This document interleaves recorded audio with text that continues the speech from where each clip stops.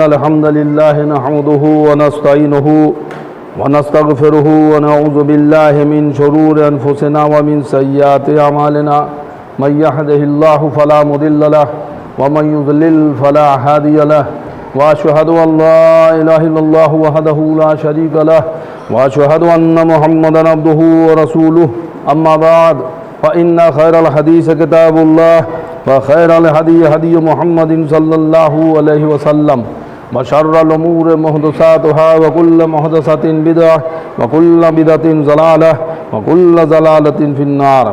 अऊज़ु बिल्लाहि समील अलीम मिनश शैतानिर रजीम। बिस्मिल्लाहिर रहमानिर रहीम। व कुल लि इबादी यक़ूलुल्लती हिय अहसन इन्नश शैतान यनज़गु बैनहुम इन्नश शैतान कान लिल इंसानि अदुव्वम मुबीना। सूरह बनी इसराइल आयत नंबर 53 53।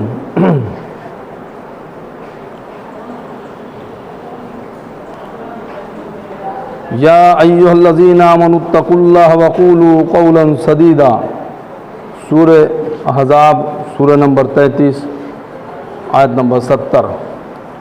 रब्बि इश्रह ली सदरी वयस्सिर ली अमरी वहलुल उक़दतम मिन लिसानी यफ़क़हू क़ौली। रब्बि ज़िदनी इल्मा। अल्लाहुम्मा रब्बि ज़िदनी इल्मा। आमीन या रब्बल आलमीन। सारी तारीफ़ें, हम्द व सना, किब्रियाई, बड़ाई, प्रशंसा उस अल्लाह रब्बुल आलमीन के लिए लायक व ज़ेबा है जिसने ज़मीन व आसमान सारी कायनात को पैदा किया और बाद उसके बेशबहा दरूद व सलाम हो उस नामे नामी इसमें ग्रामी अहमद मुज्तबा मोहम्मद मुस्तफ़ा सल्लल्लाहु ताला अलैहि वालैहि वसल्लम पर जिन्हें हमारी हिदायत और रहनुमाई के लिए भेजा गया। मुअज़्ज़ज़ हाज़रीन जुमा, नौजवान साथियों और जहाँ तक मेरी आवाज़ पहुँच रही हो सुनने वाली सभी काबिल एहतराम दीनी माँ और बहनों, अल्लाह रब्बुल आलमीन की तौफ़ीक़ से एक बार फिर हमें और आपको जुमा की इन बेहतरीन घड़ियों में रब की बारगाह में आने का, नमाज जुमा अदा करने की और नमाज जुमा से पहले खुतबा जुमा के ताल्लुक़ से रब का कलाम और नबी का फरमान मुझे कहने की और आप लोगों को सुनने की अल्लाह ताला ने जो तौफ़ीक़ दी उसके लिए सबसे पहले तो मैं अल्लाह रब्बुल आलमीन का शुक्र अदा करता हूँ और कुछ भी कहने सुनने से पहले ये दुआ करता हूँ कि अल्लाह तो मुझे हक़ कहने की और आप सबों को हक़ सुनने की और हम सबों को कहने और सुनने से ज़्यादा अमल करने की तौफ़ीक़ अता फरमा। आमीन या रब्बल आलमीन। दोस्तों, आज बतारीख़ 18 जून सन 2021 बरोज़ जुमा मोहम्मदी मस्जिद अहले हदीस मिर्ज़ापुर यूपी की सरज़मी पे यह खुतबा जुमा के ताल्लुक़ से जो पिछले जुमा से जिस मौजू का सिलसिला शुरू हुआ वो मौजू है कि सवाल हमारे जवाब कुरान के, और उम्मीद है कि अभी ये कुछ हिस्सा और आगे तक चले इंशाअल्लाह। तो कुछ ऐसे सवालात जो हमारे और आपके जहनों में उठते रहते हैं, कुछ ऐसे सवालात जो हमारे आपके रोज़मर्रा की ज़िंदगी में सामने आते रहते हैं, कुछ ऐसे सवालात जो माशरा में जब हम चार लोग बैठते हैं कहीं तो उसमें हमारी दीनी गुफ्तगू के बीच में कुछ ऐसे सवालात आते हैं जहनों में या उस मजलिस में जिसके जवाब रब के कुरान से, नबी के फरमान से हम में अक्सर लोगों को मालूम नहीं रहता, पता नहीं रहता। ऐसे ही कुछ सवाल और जवाब की शक्ल में ये सवाल हमारे जवाब कुरान के तैयार की गई और इसका जवाब सिर्फ कुरान मजीद से देने की कोशिश की गई है। उसी कड़ी में आइए, यह आज दूसरा सिलसिला शुरू है अल्लाह की तौफ़ीक़ से। अभी मैंने आपके सामने खुतबा मसनूना के बाद कुरान मजीद की मुख्तलिफ़ 2 सूरतों की आयतें, 2 आयतें पढ़ी।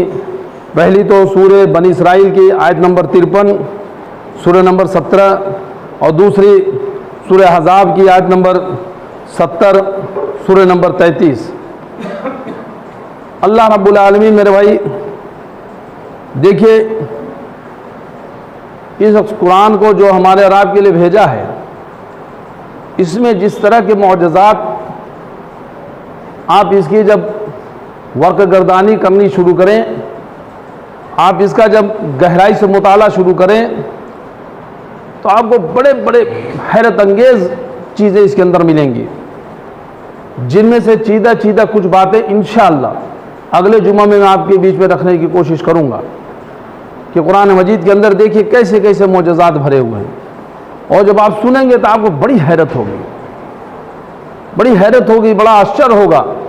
और इन्हीं सब बहुत से खूबियों की वजह से अल्लाह रब्बुल आलमीन ने जो इसका चैलेंज किया है कि पूरी दुनिया के, पूरी कायनात में रहने बसने वाले जितने भी इंसान और जिन्न जो भी हों, सब मिल भी जाएं तो इस कुरान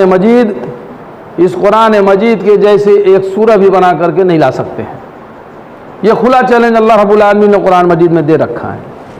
तो आइए मेरे भाई, कुछ एक सवाल ये है कि जब पिछली बार मैंने आपके बीच में रखा कि अगर मैं भी ये चाहूँ कि जैसे लोग नेक होते हैं, अल्लाह के वली बनते हैं, और लोग उनको देखते भी हैं कि हाँ बड़े नेक मुत्तकी परहेज़गार हैं, और अल्लाह की नज़र में अल्लाह ताला बेहतर जानता है कि उनका क्या मकाम है, लेकिन लोगों की नज़र में होता है कि बड़े पहुँचे हुए बड़े अल्लाह वाले हैं।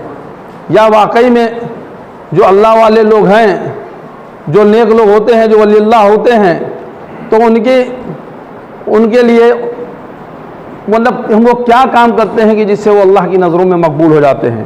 तो इसके ताल्लुक़ से मैंने पिछले जुमा में आपको बताया कि अल्लाह के नज़दीक मैं बड़ा मर्तबा कैसे पा सकता हूँ।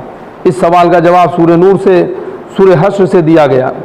दूसरा सवाल था कि अब अगर हम ये चाहते हैं कि हम अल्लाह वाले हो जाएं, नेक इंसान बन जाएं, मुत्तकी परहेज़गार बन जाएं, अल्लाह के नज़दीक हमारा मर्तबा बड़ा हो, तो मुझे लोगों के साथ अखलाक व्यवहार कैसा रखना चाहिए, उसके ताल्लुक़ से सूरह आराफ और सूरह हामीम सजदा से मैंने 2 आयतें लेकर के आपके बीच उसका जवाब रखा था। अब आइए आगे बढ़ते हैं कि मेरी जो है लोगों के साथ गुफ्तगू कैसी होनी चाहिए, बातचीत कैसी होनी चाहिए। बहैसियत एक मुसलमान, सच्चे मुसलमान, एक मोमिन के, हमने तौहीद पर तो अल्हम्दुलिल्लाह हम कमर बस्ता हो गए, हमारा अमल भी माशाअल्लाह अल्हम्दुलिल्लाह शुरू हो गया। रिसालत पर भी हमने मुकम्मल तरीके से ईमान हमारा है, और नबी सल्लल्लाहु अलैहि वसल्लम की इताअत करने की हम हत्तल इम्कान अपने भरसक जो है पूरी कोशिश भी करते रहते अल्हम्दुलिल्लाह। तो इसी में अब लोगों के साथ हमारे बातचीत, हमारी गुफ्तगू कैसी होनी चाहिए, इसके ताल्लुक़ से अल्लाह रब्बुल आलमीन ने कुरान मजीद सूरह बनी इसराइल आयत नंबर 53 में इरशाद फरमाया कि ऐ मेरे बंदों से फरमा दो कि वही बात करें जो बेहतर हो, यकीनन शैतान उनके आपस में खिंचाव तनाव पैदा कर देता है, बेशक शैतान इंसान का खुला हुआ दुश्मन है। यानी 2 बातें इस आयत में अल्लाह ताला ने हमें आपको फरमाई। पहली बात क्या है कि पहली बात तो ये कि अल्लाह ताला फरमा रहा है कि मेरे बंदों से कह दो कि वही बात करें जो बेहतर बात हो।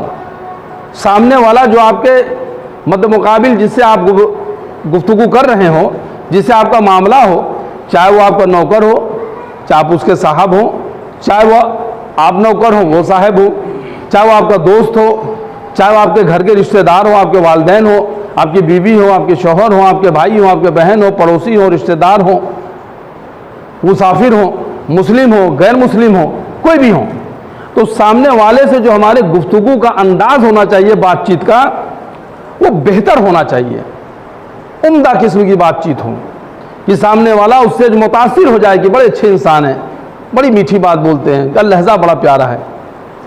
हमारे बात में, हमारे गुफ्तगू के अंदाज में एक गुरूर, तकब्बुर, मगरूरियत, एक अपने को बड़प्पन जाहिर करना, बहुत बड़ा अपने को अल्लामा गल्लामा समझना, या उसको समझाने की कोशिश करना, या अपना रोब, अपने पैसों का, अपने माल और दौलत का, अपने जाह का, अपने मनसब का, या अपने अगर जिस्म से मजबूत हो तो अपने जिस्म का, या अगर इल्मी सलाहियत उनको अगर अच्छी है तो अपने इल्म का रोब दिखा करके उसको मरऊब करने की इस तरह से जो है कोशिश ना करें कि जिससे सामने वाला कहे या तो बड़े घमंडी आदमी मालूम करे। नहीं, आपके बातचीत का जो लहजा हो, आपके बातचीत का जो तरीक़ा हो, वो बेहतरीन होना चाहिए। और इसी के फ़ौरन बाद अल्लाह ताला इसी आयत में फरमा रहे हैं कि यकीनन शैतान उनके आपस में खिंचाव तनाव पैदा कर देता है। बेशक शैतान इंसान का खुला हुआ दुश्मन है। ये जो हमारा खुला हुआ दुश्मन है, हमें आपको नहीं पता, हमने आपने उसको नहीं देखा, हम आप उसको नहीं पहचान पाते। तो अल्लाह रब्बुल आलमीन ने हमारी मदद की है। अल्लाह ताला ने हमें चेताया है, जताया है, बताया है कि तुम्हारा खुला हुआ दुश्मन, इंसान का खुला हुआ दुश्मन शैतान है। और उसकी यह भरसक कोशिश होती है कि वो किसी तरह से तुम्हारे आपस में टेंशन करा दे, मतभेद करा दे, डिस्प्यूट करा दे, मनमुटाव करा दे, खिंचाव तनाव पैदा कर दे, कभी तुम्हारे अखलाक की वजह से, कभी तुम्हारे बातचीत और गुफ्तगू के तरीके से। तो इस तरह से उस शैतान से बचो, उस शैतान की चंगुल में नहीं फंसने का। और कभी इस तरह से कोई मामला पेश आ जाए कभी गुस्सा आए किसी बात पर, सब्र करने की कोशिश करने का, ठंडे हो जाने का, मुश्तैल होने का नहीं, उससे गुफ्तगू का अंदाज बिगाड़ने का नहीं, ले तेरी की तेज दे तेरी की नहीं करने का, माँ बहन एक नहीं करने का, गाली गुप्ता नहीं करने का, लड़ने झगड़ने का नहीं, किसी तरह का उसको ललकारने का नहीं, क्या हो चलो मैदान में हम तुम देख लें, या इस तरह की चीज़ें नहीं। हाँ, जब बातिल और हक की बात हो जाए, हक और बातिल की जहाँ बात हो, तो सूरह अहज़ाब आयत नंबर 70 में अल्लाह ताला इरशाद फरमा रहे हैं, या अय्युहल्लज़ीना आमनू तक़ुल्लाह वक़ूलू क़ौलन सदीदा, हे ईमान वालो अल्लाह से डरो, अल्लाह से डरो और सीधी सीधी बात करो, बात सीधी सीधी और ठीक ठीक करो। जब हक बात करने की हो, बातिल के मद्दे मुकाबिल खड़े हो, या कहीं जस्टिस, इंसाफ, अदल और मुंसफ बनने का मौका मिले, तो चाहे वो अपनी ज़ात के ख़िलाफ़ हो, चाहे अपने माँ बाप के ख़िलाफ़ हो, चाहे अपने घर वालों के ख़िलाफ़ हो, चाहे अपने रिश्तेदारों के ख़िलाफ़ हो, चाहे अपने दोस्तों के ख़िलाफ़ हो, ये नहीं देखने का कि कौन है, बल्कि ये देखने का कि बात हक क्या है, हक बजानिब कौन है, उधर इंसाफ करने का, ठीक ठीक बात करने का, अदल इंसाफ करने का, जस्टिस करने का, न्याय करने का। उसमें किसी की चेहरा देखकर, किसी का मनसब देखकर, किसी की दौलत देखकर, किसी की कद काठी देखकर मरऊब होने का, डरने का नहीं, बल्कि अल्लाह से डरने का, सिर्फ और सिर्फ अल्लाह से डरने का। ये नहीं सोचने का अगर रब का कुरान में फरमा सुना दूँ, अगर मैं अल्लाह के कलाम को अगर मैं किसी के सामने पेश कर रहा हूँ, ऐसा ना हो कि हमारे ऊपर भड़क उठें, ऐसा ना हो कि मोहल्ले वाले नाराज़ हो जाएं, ऐसा ना हो कि हमको हमारे घरों से निकालने लगे, ऐसा ना हो कि हम पे टूट पड़ें, ऐसा ना हो कि हम इनकी नज़रों में जलील हो रुसवा हो जाएं। ना, रब का कुरान सुनाने में जलील और रुसवा। प्यारे नबी मोहम्मद रसूलुल्लाह सल्लल्लाहु अलैहि वसल्लम ने नबूवत मिलने के बाद सबसे पहला काम क्या किया? आप ऊंचाई पर खड़े हुए, मक्का के मुश्रिकों को बुलाया, अपने आप को पेश किया कि तुम्हारे बीच में कैसा हूँ। लोगों से करार लिया कि आप हमें सबसे अच्छे हैं, सच्चे हैं, अमीन हैं, अमानत वाले हैं, झूठ नहीं बोलते। और अपनी अमानतें वो ला करके प्यारे नबी मोहम्मद रसूलुल्लाह सल्लल्लाहु अलैहि वसल्लम के पास रखा करते थे। जबकि उस वक्त अगर आप मुताला करें तो मक्का की हालत इतनी ख़राब, इतनी बद से बुरी हो चुकी थी कि पूरे रूए ज़मीन पर अगर कोई सबसे बिगड़ी हुई जगह थी तो वो मक्का थी, और उससे बेहतर और मौजू जगह कोई हो नहीं सकती थी जहाँ प्यारे नबी मोहम्मद रसूलुल्लाह सल्लल्लाहु अलैहि वसल्लम की बेइज्जत की जाए, आपको भेजा जाए। जब उन मुश्रिकों से आपने अपना इकरार करा लिया हक्कानियत का, कहा कि अगर मैं कहूँ कि पहाड़ी के पीछे से कोई लश्कर तुम पर हमला करने आ रही है तो क्या तुम मानोगे? लोगों ने कहा हाँ ए मोहम्मद सल्लल्लाहु अलैहि वसल्लम कि तुम कभी झूठ नहीं बोलते, भले हम नहीं देख रहे हैं, हम मान लेंगे कि तुमने सही कहा, क्योंकि अभी तक वो उन्हें मोहम्मद बिन अब्दुल्लाह के नाम से जानते थे। लेकिन अब आपने कहा क़ुलू ला इलाहा इल्लल्लाह तुफ़्लिहू, कहो अल्लाह के सिवा कोई माबूद नहीं है, कामयाब हो जाओगे। अब समझ में आया कि मोहम्मद बिन अब्दुल्लाह अब मोहम्मदुर रसूलुल्लाह हो चुका है सल्लल्लाहु अलैहि वसल्लम। तो क्या वो खुश हुए, सच्चा समझा? नहीं, पत्थर उठा के चलाया किसने? बाहर वालों ने। मोहल्ले वालों ने नहीं, घर से चला, चचा ने चलाया। तौहीद की दावत को आम किया, दिया। क्या डर गए आप? कह रहे अभी चचा तो मार रहे हैं, बाद में मोहल्ले वाले कहीं ना मारे। और किया लोगों ने तंग। आप सल्लल्लाहु अलैहि वसल्लम को ईज़ा पहुंचाई। आप सल्लल्लाहु अलैहि वसल्लम को तमाम तरह के ताने, फतियाँ और बुरे अलकाब से नवाजा। लेकिन क्या आप सल्लल्लाहु अलैहि वसल्लम डरे? नहीं।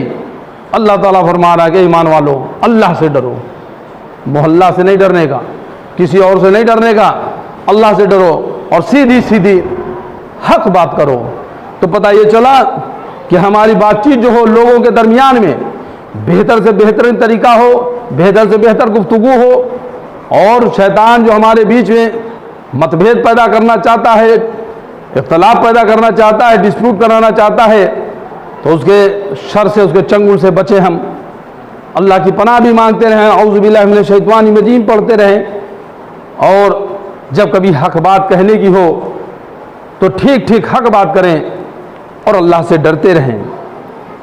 सूरह लुक़मान सूरह नंबर 31 आयत नंबर 19 में अल्लाह ताला इरशाद फरमा रहे हैं, उस वक्त को जो कि लुक़मान अलैहिस्सलाम के ताल्लुक से इसमें है, तो उसमें आयत नंबर 19 में इरशाद फरमा रहे हैं कि बेटा अपनी चाल में दरमियानी तरीका अख्तियार करो और अपनी आवाज़ में शरीफाना तौर पर धीमा लहजा इस्तेमाल करो। बेशक तमाम आवाज़ों में नापसंद आवाज़ गधे की आवाज़ है। यानी लुक़मान अलैहिस्सलाम ने अपने बेटों को जो नसीहत की, अल्लाह ताला ने उसे भी कुरान मजीद में दर्ज कर दिया कि बेटा अपनी चाल में दरमियानी तरीका अख्तियार करो। जब कभी कोई गुफ्तगू करो, किसी से गुफ्तगू करो, तो दरमियानी तरीका होना चाहिए। न बहुत ज़्यादा तेज़, न इतना धीमा किया सामने वाले को सुनाई न पड़े। दरमियानी तरीका रहे, धीमा अंदाज रहे, शांत और सुकून इत्मीनान से बोलें, बातचीत करें। लहजा जो हो शरीफाना होना चाहिए। और ये जान लो कि सबसे नापसंद आवाज़ अगर किसी की है तो गधे की आवाज़ है।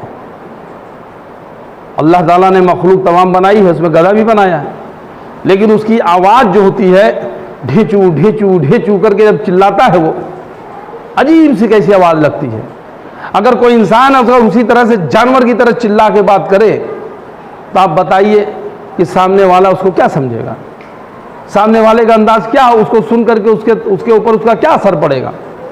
तो हमारे आवाज़ में ऐसा ना हो कि हम सोचे कि हम बहुत ज़्यादा तेज़ से गुफ्तगू करें, बहुत ज़्यादा शोर से, इनको हम दबा लेंगे, इनको हम चाप लेंगे, ये इनके ऊपर हम गालिब हो जाएंगे, माज़अल्लाह। ऐसा नहीं होने का।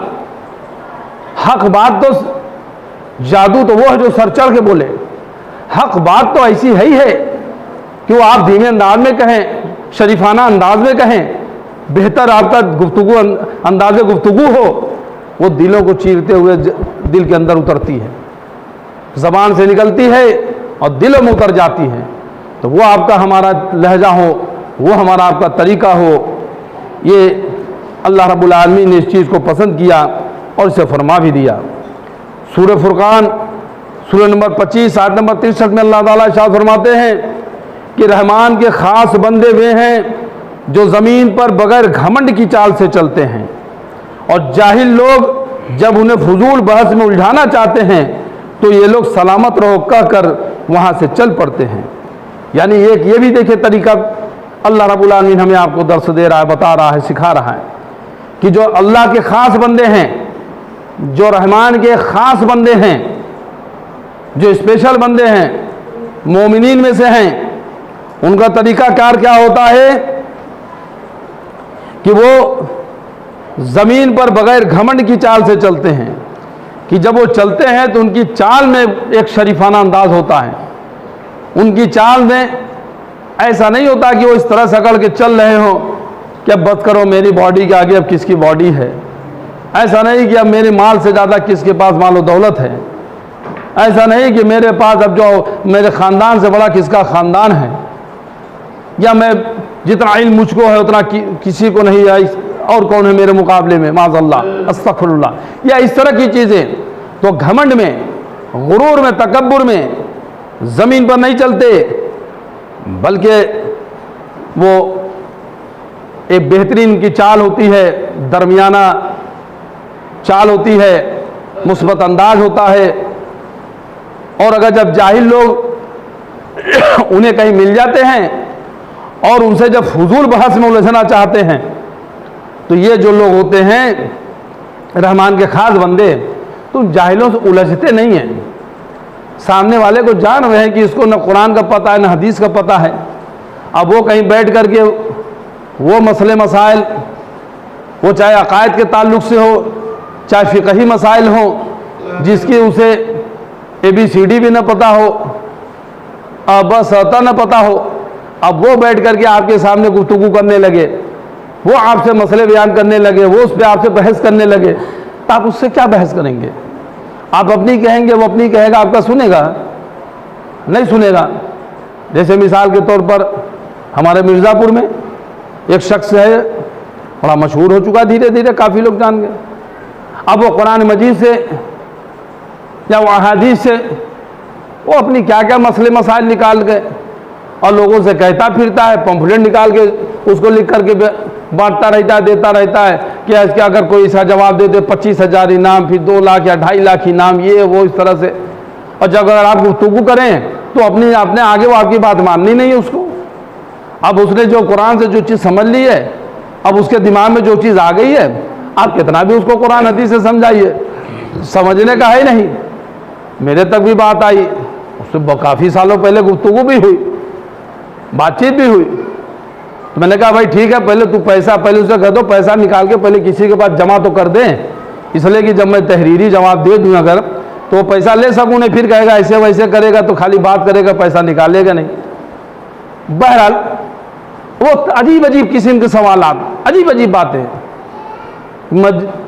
कुरान में हदीस में कहाँ है कि ईद की नमाज़ पढ़ी जाए, जुमा की नमाज़ पढ़ी जाए, कहाँ है दाढ़ी रखने के लिए हुक्म, और माशाल्लाह बड़ी बड़ी दाढ़ियाँ थी, पूरी दाढ़ी उसने मुड़वा दी, या इस तरह के कई सवालात। इस तरह के, तो अब इस तरह के जाहिल अगर आपसे उलझेंगे, इस तरह के जाहिल अगर आपसे गुफ्तगू करेंगे, इस तरह से किस तरह के जाहिल अगर आपको चैलेंज करेंगे, तो आप क्या जवाब देंगे? जवाब आप दे भी देंगे, आपके जवाब को मानना नहीं है, वो लेकिन, चूंकि, किंतु, बट, परंतु लगा करके और फिर आगे बढ़ जाने का है। तो ऐसे लोगों से क्या करते हैं, वो सलाम करके आगे गुजर जाते हैं। तो जाहिलों से उलझते नहीं हैं। अच्छा, ये तो हो गया कि हमारा अंदाज लोगों के साथ गुफ्तगू का कैसा होना चाहिए। अब आइए कि जब हम अल्लाह के नेक बंदे बनने की कोशिश करते हैं, अल्लाह का वली बनने, अल्लाह का दोस्त बनने की कोशिश करते हैं, और अपने आदात, अपने अखलाक, अपने मामलात में जब हम अपना इस्लाह करते हैं, अपनी इस्लाह करते हैं, सुधार करने की कोशिश करते हैं, फिर अपने गुफ्तगू का अंदाज, अपना अखलाक, अपना चलने का तरीका, तो फिर एक सवाल ये भी उठता है कि अच्छा, क्या मैं वो बात कह सकता हूँ किसी को जो मैं खुद न करता हूँ? अब मैं अगर लोगों को दावत दूँ, कुरान सुन्नत की बात बताऊँ, भलाई की तरफ बुलाऊँ, बुराई से रोकने की कोशिश करूँ, तो क्या वो बात कहने का मुझे हक है जिस बात पर मेरा अमल खुद का ना हो? अल्लाह रब्बुल आलमीन ने कुरान मजीद सूरह बकरा आयत नंबर 44 सूरह नंबर 2 में इरशाद फरमाया, क्या तुम दूसरों को हुक्म करते हो भले काम करने का और अपने आप को भूल जाते हो, और तुम किताब भी पढ़ते हो, यानी कुरान भी पढ़ते हो, फिर भी क्या अक्ल से काम न लोगे? और इसी बात को थोड़ा दूसरे अंदाज में अल्लाह रब्बुल आलमीन ने सूरह सफ आयत नंबर 2 में इरशाद फरमाया, सूरह सफ आयत नंबर 3 में इरशाद फरमाया कि ऐ ईमान वालो, ऐसी बात क्यों कहते हो जो तुम करते नहीं, जो कहते हो उसे करते नहीं, ये बात अल्लाह को बहुत नापसंद है। सूरह सफ आयत नंबर 2 और आयत नंबर 3 में अल्लाह ताला ने इस बात को वाज़ेह तौर से फरमा दिया कि जो काम हम खुद नहीं कर रहे हो, जिस पर हमारा खुद का अमल ना हो, क्या वो बात हमें कहने का हक है? नहीं है। अल्लाह ताला इस चीज़ को पसंद नहीं करता है।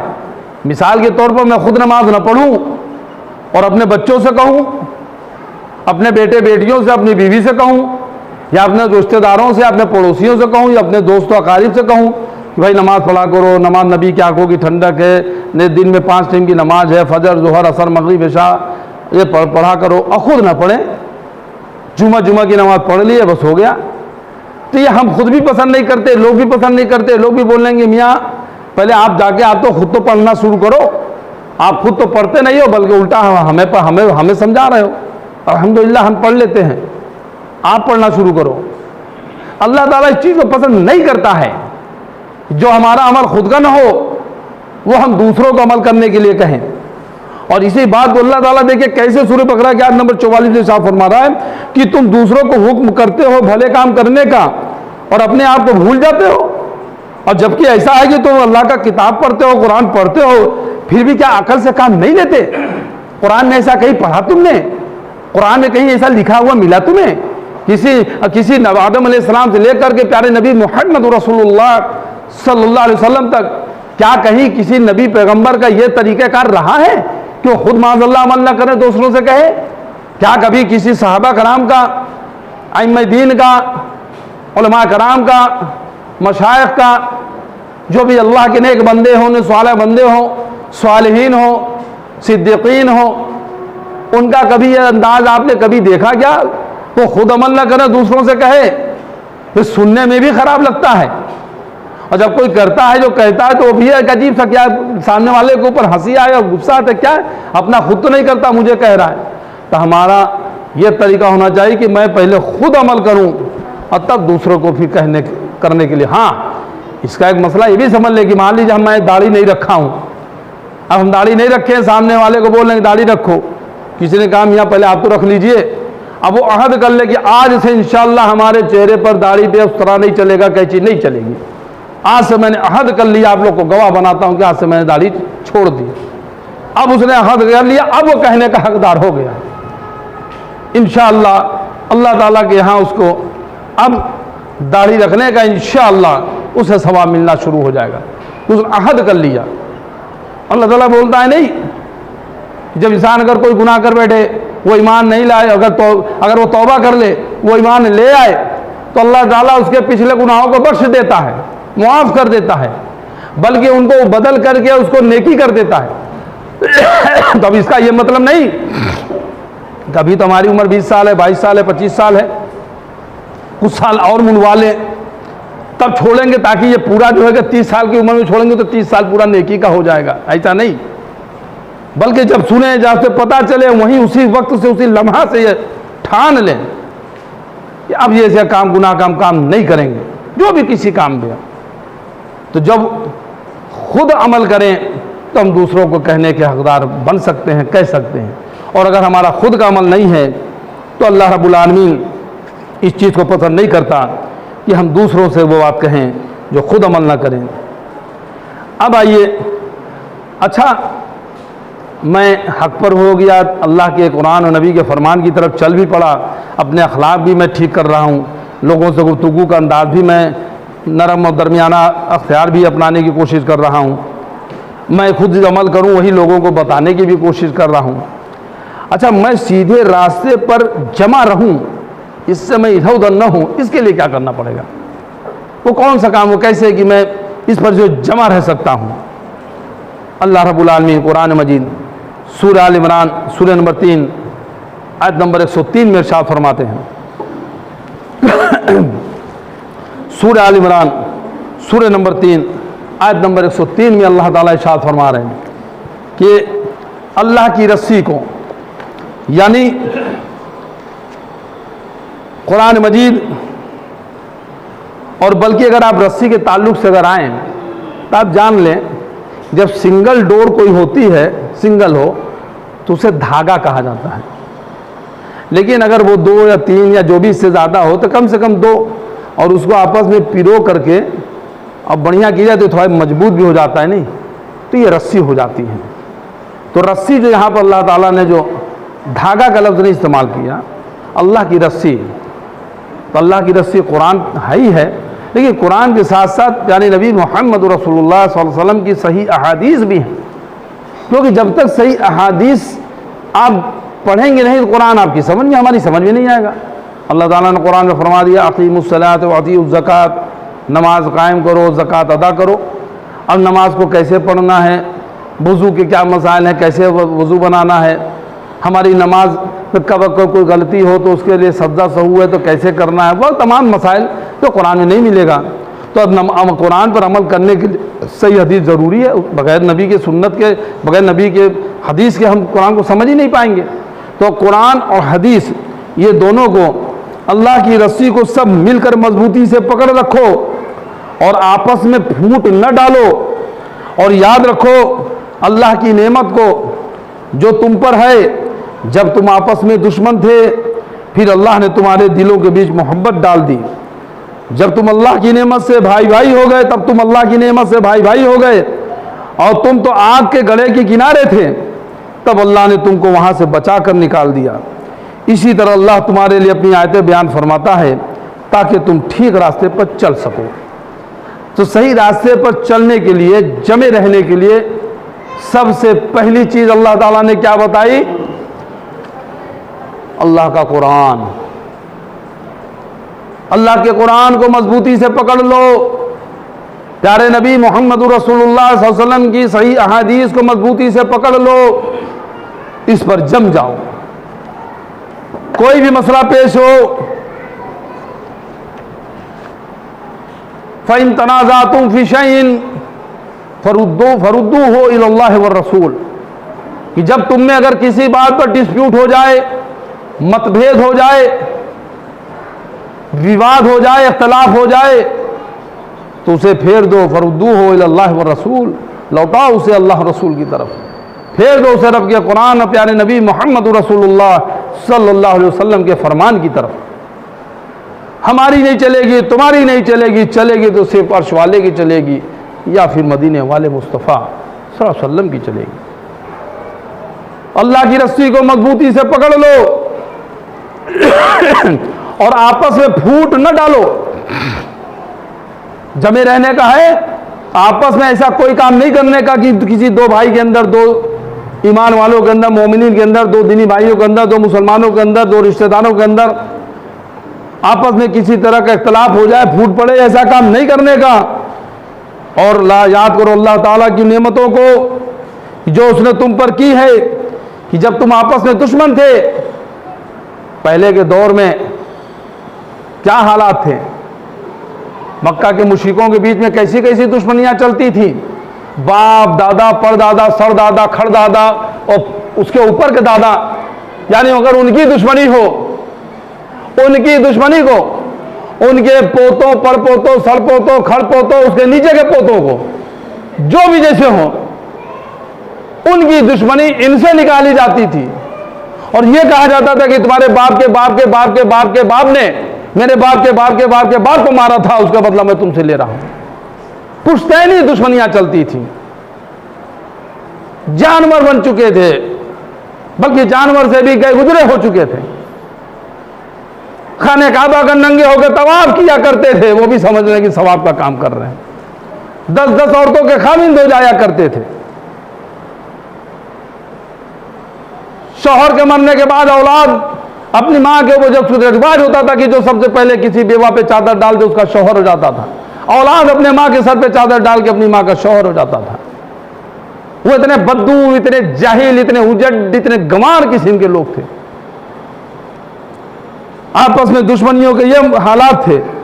फिर अल्लाह ताला ने जब उन्हें दीन की समझ दी, जब उन्होंने दीन पर आए, फिर सहाबा कराम रिज़वानुल्लाह अलैहिम अजमईन हो कहलाए। फिर उनके आपस में दिलों की मोहब्बत कैसी हो गई,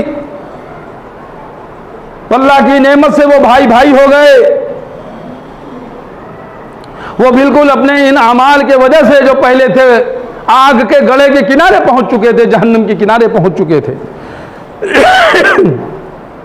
तब अल्लाह ताला ने तुमको वहां से बचाकर निकाल दिया, उस जहन्नम के रास्ते से निकाल के जन्नत के रास्ते की तरफ लगा दिया।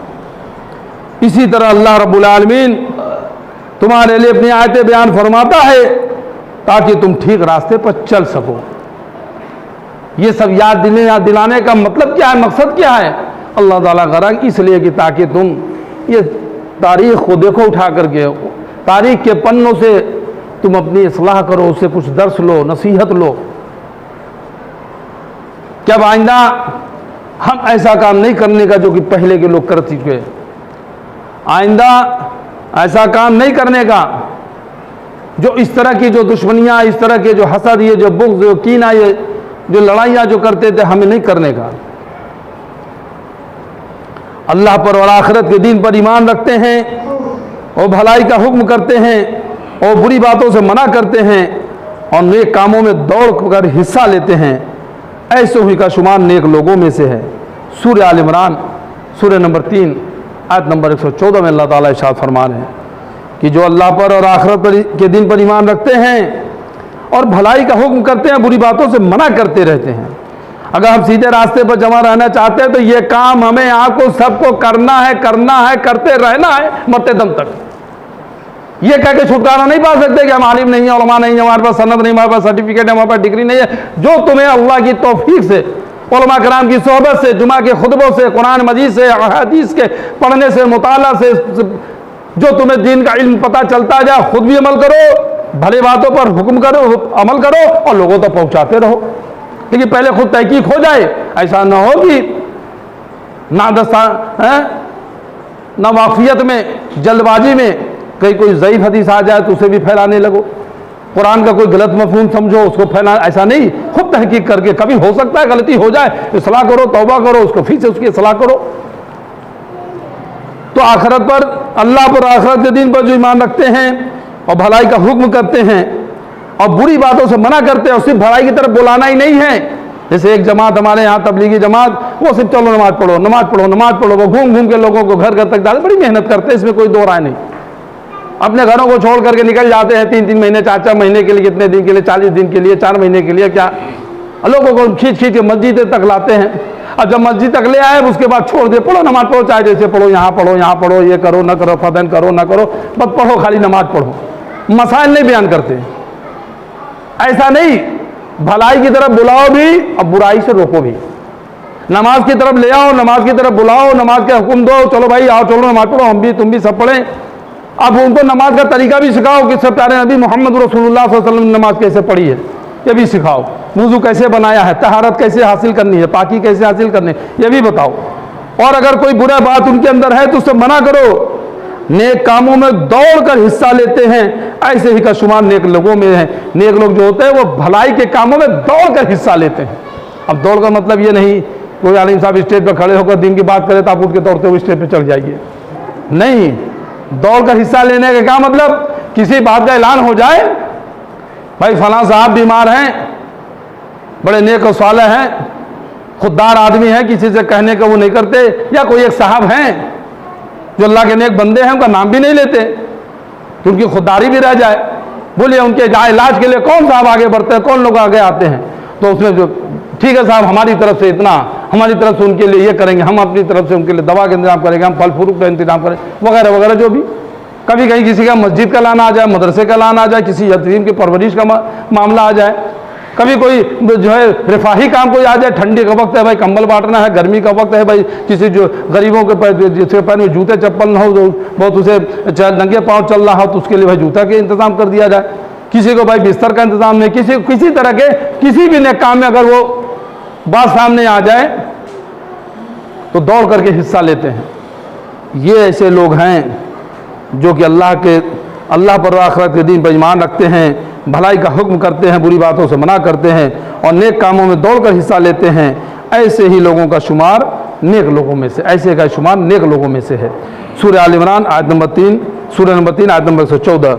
और आखिरी बात अब कह के अपनी बात को ख़त्म कर रहा हूँ कि अल्लाह रब्बुल आलमीन सूरह आल इमरान सूरह नंबर 3 आयत नंबर 200 में इरशाद फरमाया कि ऐ ईमान वालो, सब्र से डटे रहो और सब्र की वसीयत करते रहो और एक दूसरे से बंधे रहो और अल्लाह से डरते रहो ताकि तुम कामयाब हो जाओ। सब्र का मेरे भाई बहुत बड़ा मकाम है। ऐसी मुसीबत आ जाए, इन्नल्लाह मअस साबिरीन, अल्लाह ताला सब्र करने वालों के साथ है। सब्र करो, सब्र करो, दुआएं करते रहो, कोशिशों में लगे रहो, जमे रहो, सब्र की वसीयत करते रहो और एक दूसरे से बंधे रहो। इज्तिमाइयत जो है बनी रहनी चाहिए। जमात का बहुत बड़ा मकाम है, जमात से कट के रहने का नहीं, इज्तिमाइयत बने रहने का, तभी कुछ काम हो पाएगा। आपके हमारे चाहे वो इंडिविजुअली काम हो, व्यक्तिगत हो, वो ज़ाती काम हो, वो चाहे इज्तिमाई काम हो, वो चाहे माशरती काम हो, सब में जमात की जो है इज्तिमाइयत की बहुत सख्त ज़रूरत है, उसका बड़ा मकाम है। तो एक दूसरे से बने रहो और अल्लाह से डरते रहो ताकि तुम कामयाब हो जाओ।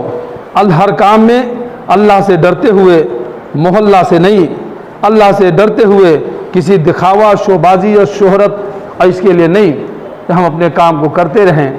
इंशाअल्लाह अल्लाह ने चाहा तो हम अल्लाह के नज़रों में एक मर्तबा वाला मोमिन बन सकेंगे इंशाअल्लाह। नेक स्वाला अल्लाह के वली हो पाएंगे। अल्लाह रब्बुल आलमीन से दुआ है कि अल्लाह जो कुछ मैंने कहा उसमें जो हक़ है वो तेरी जानिब से है। कहने सुनने में कोई भूल चूक, कोई नगजिश हुई हो तो मेरे नफ्स की तरफ से रही, शैतान की तरफ से रही, उसके लिए तू मुझको माफ़ करवा दे अल्लाह। और हम तमाम लोगों को कहने सुनने से ज़्यादा अमल करने की तौफीक अता फरमा अल्लाह। जैसे तूने हमें यहाँ मिलाया, ऐसे हम सबको मरने के बाद मैं अपने अहल वयाल के जन्नतुल फिरदौस में भी हमारी मुलाकात करा। आमीन या रब्बल आलमीन। अस्सलामु अलैकुम वरहमतुल्लाहि व बरकातुहू। ला इलाहा इल्लल्लाह मुहम्मदुर रसूलुल्लाह, ला इलाहा इल्लल्लाह मुहम्मदुर रसूलुल्लाह।